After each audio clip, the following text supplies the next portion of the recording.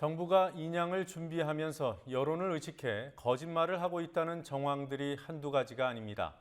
사고 초기부터 구조 전문 업체 대신 언딘이라는 인양 전문 업체를 투입시킨 것부터가 그렇고 정부가 의문의 지하 상황실에서 접촉했다는 외국 업체가 인양 전문 업체라는 사실도 그렇습니다.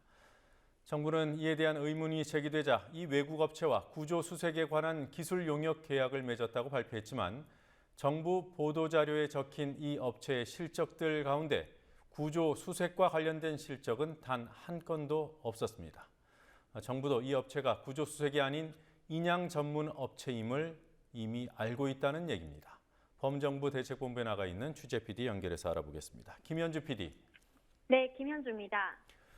정부가 돈까지 주고 자문을 받기로 한 구조 전문 외국 업체 SMIT. 사실은 인양 전문 업체라는 사실을 지난주 보도해 드렸습니다만 문제는 정부가 이것을 알고도 거짓말을 하느냐 여부 아니겠습니까? 정부가 보도자료에 적은 이 업체의 실적들, 전부 인양이나 유출 기름 방제 이런 것들이죠?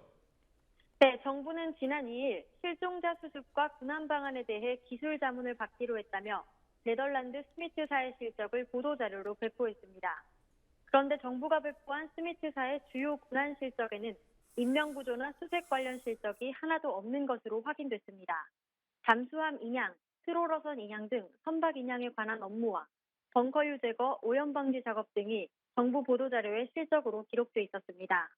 여객선에 관련된 실적도 사고 수일 후에 계약을 맺고 선박 인양과 벙커유 제거 업무에 참여했던 것으로 확인됐습니다. 네. 자, 이 부분에 대해서 정부는 뭐라고 말을 합니까? 네, 정부 관계자들은 자신들이 배포한 문건의 내용에 대해 제대로 확인도 하지 않은 것으로 드러났습니다.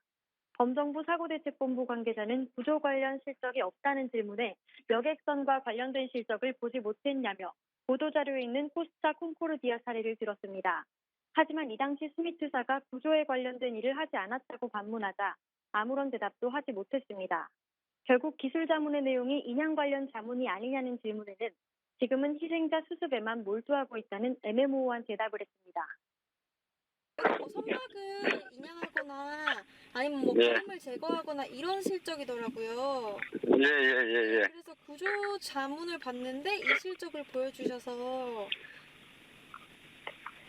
저희가 이걸 어떻게 해석해야 될지.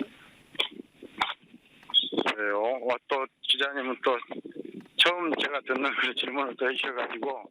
그러면은 하단에서 네네. 그 아래쪽으로 그 하단에서 코스타 콩고르디아 뭐 자체돼가지고 네네. 여객선에 그런 군한 실적은 있지 않습니까? 그 여객선에서 제가 알아보니까 기름 제거랑 환경 관련해서 일을 했더라고요. 이 업체가.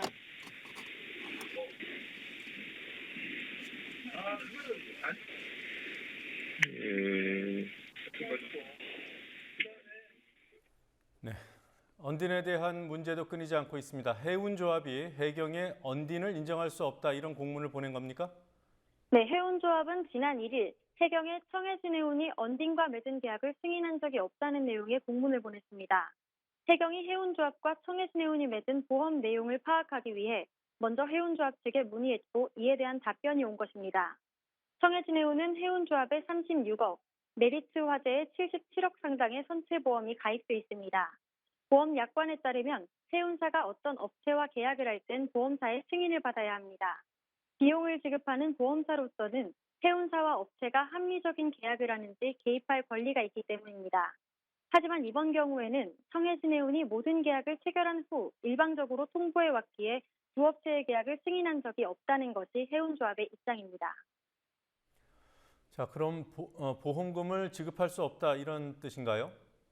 네, 그건 아닙니다. 해운조합 측은 보험금을 지급하지 않겠다는 것은 아니라고 말합니다. 다만 청해진 해운이 보험사와의 상의 없이 승인 없이 맺은 불합리한 계약에 대해서 앞뒤 가리지 않고 비용을 지불할 수는 없다는 입장입니다.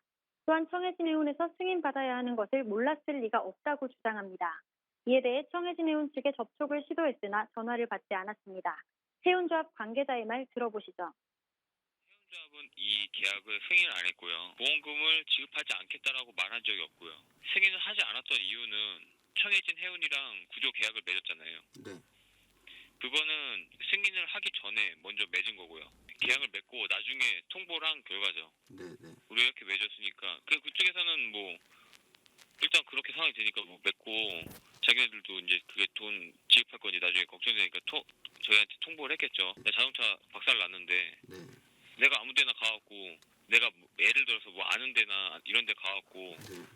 나 여기다 했으니까 거기가 더 비쌀 수도 있잖아요. 네네. 터무니없게 그 수리를 할 수도 있고 아, 네. 그렇기 때문에 우리가 승인을 하는 아니면 우리가 인정하는 그런 데서 하기를 저희는 약관상으로 이렇게 놓은 거고 네. 그게 가갖고 나 여기 했으니까 나중에 보험금 줘라 이렇게 말하는 그런 경우라는 거죠. 네, 뭐 추후에 문제가 일어날 수도 있겠군요. 전국적으로 100만 명이 넘는 시민들이 분향소를 다녀갔다는 보도들이 나오고 있습니다. 진도까지 오시는 분들도 적지 않다고 하던데요. 어떻습니까? 네, 진도군청과 진도체육관 사이에 있는 향토 문화관에는 지난달 26일 합동 분향소가 설치됐습니다. 여러 분향소에 비해 접근성이 떨어지지만 휴일을 맞은 시민들은 세월호 참사를 잊지 않고 이곳 진도까지 발길을 돌려 애도를 표시했습니다. 연인과 부부와 딸과 함께 이곳을 찾은 조문객들은 분향소를 가득 채운 추모글들을 읽으며 애통해하고 눈시울을 붉히기도 했습니다. 특히 자식들의 손을 꼭 잡고 분향소를 찾은 부모님들은 아이들을 지켜주지 못한 어른으로서의 미안함과 부끄러움을 표시했습니다. 서울에서 고향집에 왔다가 올라가는 길에 그냥 지나칠 수가 없어서 잠깐 방문하게 되었습니다. 어른들 입장으로서 책임을 같이 많이 공감을 하고요. 이번 계기로 인해 가지고 이런 어른 상황이 닥쳤을 때 체계적으로 좀 그런 계획이 짜질 수 있으면 좋겠어요. 우왕좌왕하는 게 아니고 체계적으로 한 번에 딱 할 수 있도록 좀 했으면 좋겠습니다. 네, 김 PD 한 가지만 더 물어보죠. 실종자 가족들이 모여있는 진도 실내체육관의 취재진 출입을 경찰들이 통제한다 이런 보도가 있었습니다. 사실입니까? 네, 실종자 가족들이 모여있는 진도 실내체육관에서 경찰이 취재진의 출입을 통제하고 있다는 노컷뉴스의 보도가 있었습니다. 오늘 오후 국민TV 취재진이 출입했을 때는 현장을 통제하지 않았습니다만 제복을 입은 경찰들이 지난 주말까지는 보이지 않다가 지난 2일 정도부터 체육관 1층에 배치된 것은 사실이었습니다. 국민TV 뉴스 김현주입니다.